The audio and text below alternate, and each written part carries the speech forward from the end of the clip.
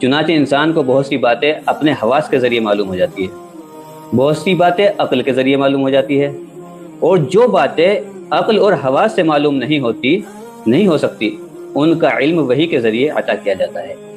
امید ہے کہ آپ لوگ سمجھ رہے ہوں گے میری بات کو کہ وحی کی ضرورت کیوں پیش آئی۔ ابھی اسے میں دوبارہ ایک بار پھر سمجھا دیتا ہوں۔ اللہ تعالیٰ نے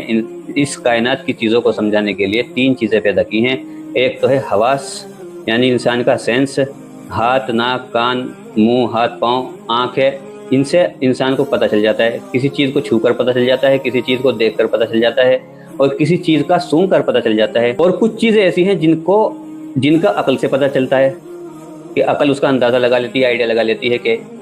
اس چیز کی کیا خاصیت ہے، اس چیز سے کیسے کام لینا چاہیے، اللہ تعالیٰ نے اس چیز کو کس لیے پیدا کیا ہے، وہ عقل سے پتہ چل جاتا ہے۔